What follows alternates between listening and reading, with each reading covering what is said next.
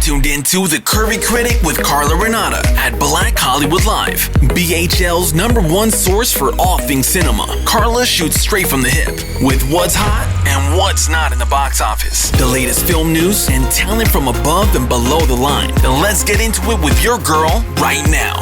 This is The Curvy Critic with Carla Renata.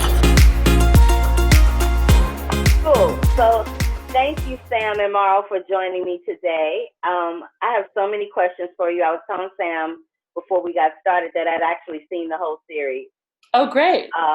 And I was also telling Sam that this was an interesting time for me in my life because I had just graduated from high school and was about to go to college. And I had been accepted to Spelman and decided not to go because kids were being murdered down there. And I was 17, but I looked like I was 10. Wow. And I was like, yeah, I don't think I want to go to Atlanta.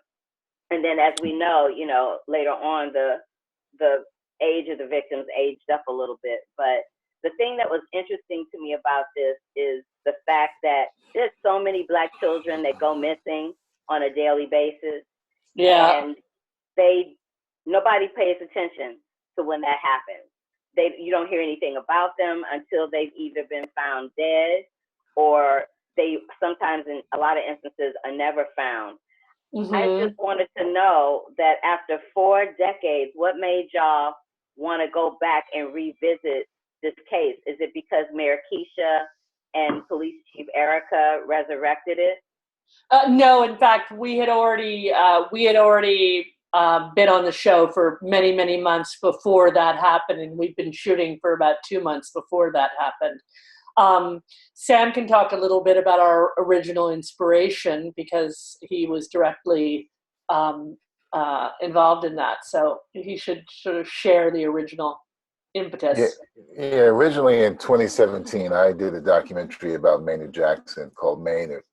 I looked at his whole life and career. And one of the segments in there was about the Atlanta child murders. And it was only like a 4 or 5 minute segment. And Maro and the other folks at Show of Force had seen it. And they thought that it was time to do a deeper dive into that story and all it meant to the city of Atlanta. So they put together a phenomenal proposal that we then pitched to HBO because Mara and I have known each other for many years.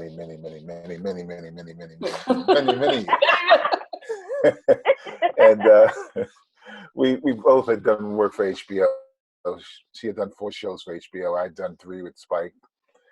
And we pitched it to HBO, Lisa Heller and Nancy Abraham, and they loved the idea and the concept, and they gave us a green light. And we started shooting, as Maro said, we started pre-production shooting before Mayor Bottoms and Erica Shields decided to reopen the case. And quite coincidentally, we were down there shooting when we heard that she was going to have that press conference. And we put our crew together immediately. We went over and we captured that. So it was all happening at the same time. Yeah, okay. Pretty amazing. We started in the summer. We first got a green light from HBO around July, the previous July. So we've been on our research and sort of looking at what kind of a story and the perspective that we wanted to tell for some time. I'm glad you brought up Maynard Jackson, Sam, because a good portion of the film deals with Atlanta and their economy and how a lot of that had to do with the police department there not really investigating it the way that they should have because they were so afraid that it was going to affect the economy very much like, unfortunately, what's going on in our country now with COVID-19. The president keeps saying on a daily basis about the economy getting people back to work. And of course, people want to get back to work, but they also want to be healthy. We need to be healthy before we do that. And I feel like with Atlanta's missing and murdered, the same situation was happening in the city of Atlanta. Do you think that there was so much pushback regarding that because of the fact that, the Olympics were going to be there? It was a city that was predominantly full of people of color, and they didn't want that stain put on the city at the time. Well, I think it had a lot to do with it. I think that think of it from this perspective. Maynard Jackson had been elected mayor in 1973, the first black mayor of a major southern city. He came in there with an agenda to really make that city a city of that brown people were going to basically be in charge. He had a primarily black administration, and he was, in charge of galvanizing the city to make that airport happen, which is one of the greatest airports in the world. He was dealing with lots of stuff in terms of getting us a piece of the pie, and all of a sudden these horrific murders started to happen. There was a fear that this was going to upend the city's sort of upward trajectory, and I think the people in his administration and Mayor himself was concerned. I mean, everyone's concerned about finding who the murderer was, but also understanding that the impact it would have on the city from an economic perspective. And I think one of the things that we were successful in doing in this series was looking at the city of Atlanta, really creating the context of the city of Atlanta, looking at it from a racial perspective, an economic perspective, the notion of the issue of class in that city. And I think these were all the challenges that Maynard Jackson had to face, and his feet were being put to the fire, particularly by Camille Bell, who lost her son Yusef, to basically get his I'm going to use this phrase, get his ass in gear, to find the murderer of the city. Yeah. Maro, do you have any thoughts about that? I think Sam's really, really right. And I think that was a perspective we really wanted to talk about in the series because, when a city is under siege in that way, and it really began to be recognized that this wasn't just, one missing child or a child that was found murdered. Sorry, that's my dog. It's all good. He's having a moment. It's all right. But, I think that it was, I think that they had a lot of anxiety about how the city was going to be perceived and the safety of the city was going to be perceived. And I think they were probably right. I mean, I think it did really affect, the perception of Atlanta at that time. And when Sam and Jeff and Josh, Jeff Dupre, Josh Bennett, when we were all talking about what kind of a series do we want to talk about, one of the main things we said is that this isn't like a whodunit. Let's follow the crime. Is Wayne Williams guilty or innocent?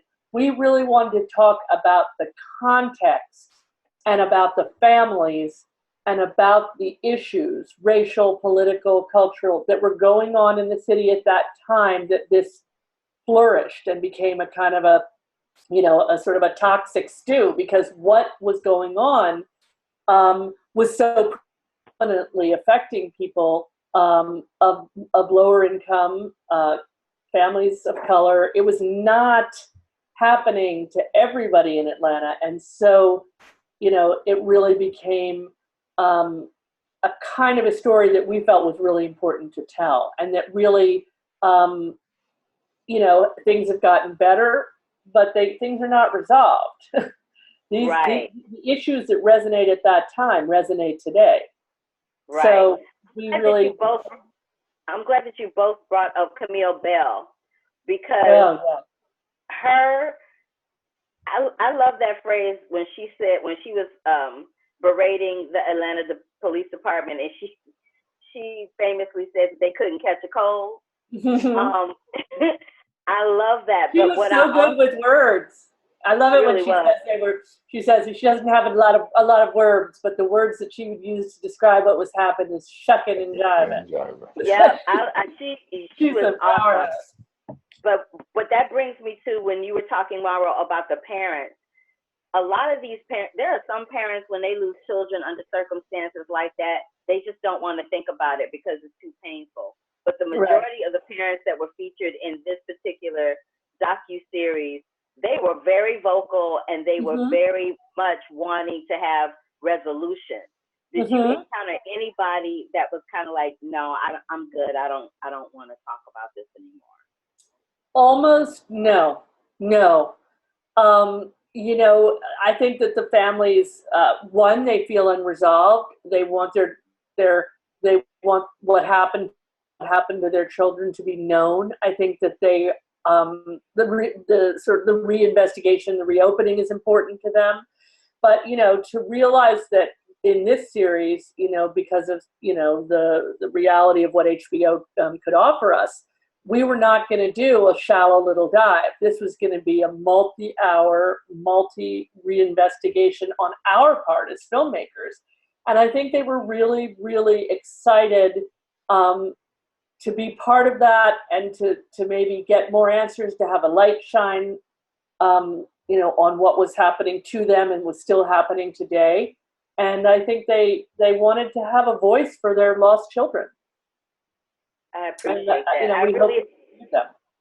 I really appreciate what you all did, because most of the people, when you think about the Atlanta murders, you automatically think of Wayne Williams, and you automatically think of, let me just segue to that for a second.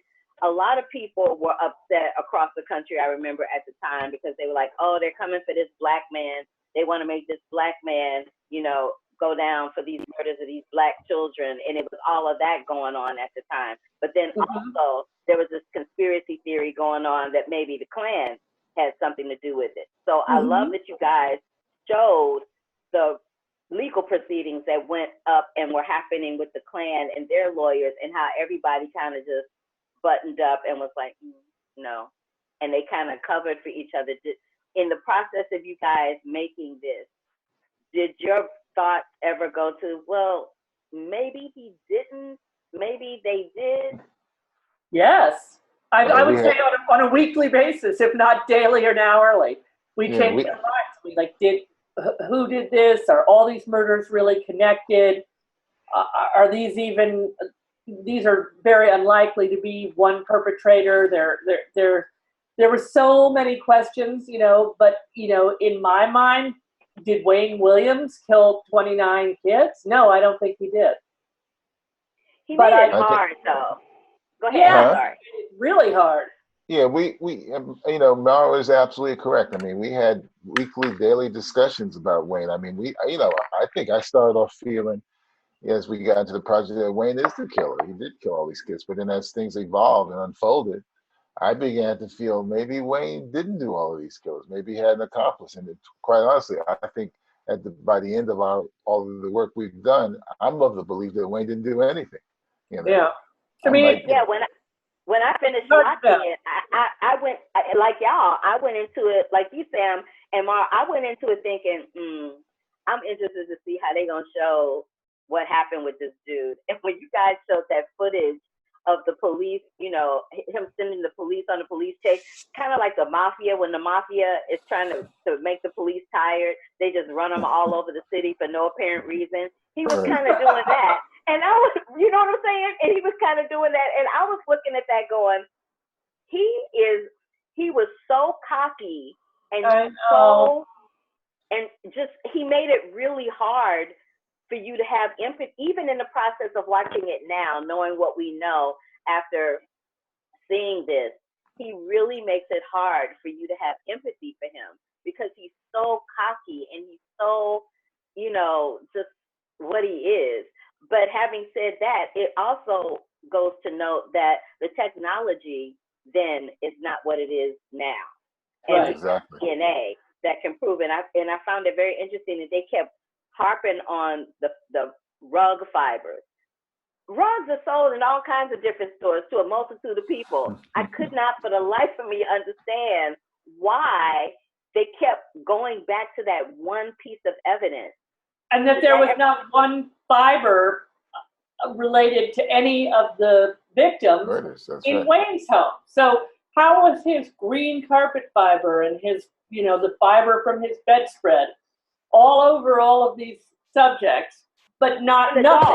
Nothing. And a dog, but there was dogs. I mean, Klan members had dogs. The police had dogs all over the, And it was a completely different dog. Like the dog hair they found was from a white dog, and he had a German Shepherd. I'm like, come on, it's like a German Shepherd. It was what was it? It was an Alaskan Malamute. I mean, it was like, and also many of the bodies were found after days and days in the Chattahoochee. Yeah. So how much comes into contact with a human body after 5 days in the water in a river that's filled with industrial waste? Yeah, it's a big question.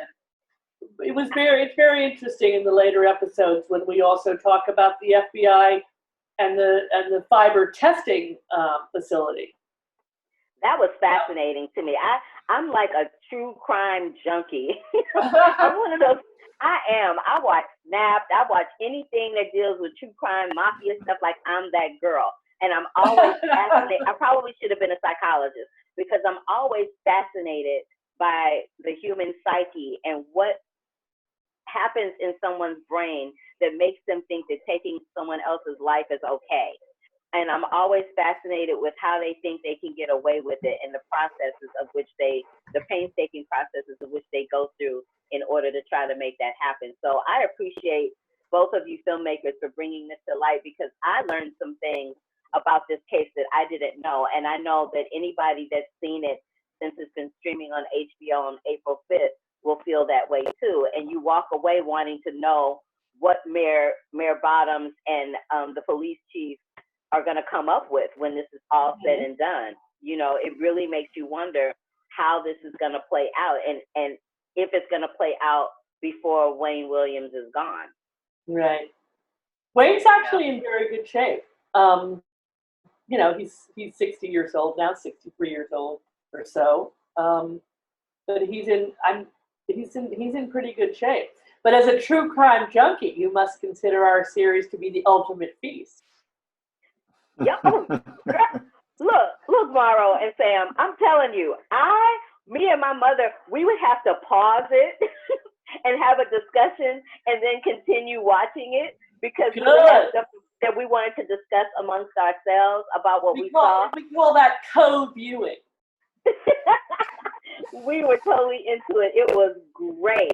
Having said that, I loved it. Thank you so very much. But in closing out, I just want to ask you guys, we are in a very difficult time in our world history, not just in our country, but in our world history with this COVID-19 pandemic. And it's really affecting the entertainment industry to the nth degree, especially the cinema space. You know, a lot of film festivals have been canceled. People are taking some of the film festivals online, doing stay-at-home film festivals. How do you think this is going to affect the future of cinema moving forward? You want to take that, Sam? I'll tell you what I think after. Yeah, I think it's going to have a major impact on how we go to movie theaters. I think it's been tough for movie theaters to get people, it's been tough for distributors to get people into the movie theaters to see films. I think it's going to be even tougher, quite honestly. Mm-hmm. I think we're going to end up, a lot more people are going to stream, a lot more people are going to stay home, And, I think this notion of us congregating in big spaces is going to be something that's going to be very, very, to make us all very tenuous now. I mean, even me. It's going to be in my own head of how large of a public setting do I want to be in for a good. And the industry, as Sam was saying, outside of Marvel or Star Wars or Marvel films, films that are like, people are just like, begging for the large screen. Most movies haven't been doing that well. Movies that are nominated for the Oscar, Marriage Story, any of those kinds of dramas, those are for Netflix. So I do think that's really going to change. I think it's going to change in the immediate because I think companies are going to have taken such huge losses that they know, we've got this massively captive audience and we've got a green light material, but we don't understand the landscape we're in. So there's going to be a gap because right now, Netflix, HBO, they're not really in the midst of producing new things. And then there's suddenly going to be a hole in which there's not enough that's produced. And then for us, it's going to be a kind of a lull followed by we desperately need material. And then everybody's going to be making films about COVID-19. And then people are going to be like, I don't want to talk about COVID-19 anymore. I want to see a flipping a house show. I don't want to be sad. So it's like, you guys, what about the indie film space? What about the indie film space? Because you guys work a lot, both of you have worked a lot either with HBO, PBS, and or both. How is that going to affect indie filmmakers? Because you talked about the Marvel Cinematic, the Disneys, and those big blockbuster films. But how is this going to affect? It's really hard because I think people are going to be very skittish about investment. Yeah. I mean, right now, if you had a limited amount of money, would you risk it on an independent film? I'm not sure, you know? So that's the other thing, is that people are going to have to get back a sense of confidence about not just investing in films, but how they're spending their money, and what money they have, and what message. It's like everything's going to go down a little tunnel for a little while. It's very scary. It really and is. all the things that, as documentarians, all the things we make movies about aren't happening. You know, nothing from a restaurant show to somebody living on the streets. I mean, if you can't go out in the world, you can't really make movies. Yeah, but but what you said, Mar, about people making COVID-19 docs. Oh my God. Matt Heineman is already starting to shoot one. He's out and about already shooting. He's already out shooting, which is crazy. Yeah. Wow. Yeah. I mean, there's definitely that. No, it's going to be crazy. Well, thank you both for joining me this afternoon, this morning, depending on where you are in the world, to talk about Atlanta's Missing and Murdered, which is streaming on HBO right now, and it has been since April 5th. I thoroughly enjoyed it. I think I'm going to go back and watch it again now after talking to y'all. Well, Sunday night at 8 o'clock is our next episode. So watch it. Tell all your friends, Carla. Tell all your friends. You know that I will. You know Tune that I in will. on Sunday. All right, cool. Thank you, guys. Good. Take it easy. We good. On behalf of our BHL staff, we would like to thank you for tuning in to Black Hollywood Live, the world's first digital broadcast network devoted entirely to urban entertainment and pop culture. Check out our Black Hollywood Live YouTube page for even more great programming and amazing content, and be sure to subscribe and like our channel when you do. I'm your BHL host, Nakia Monet, and you can find me on all social media at Kiki Boom Boom or at Black Hollywood Live. Black Hollywood Live, Hollywood redefined.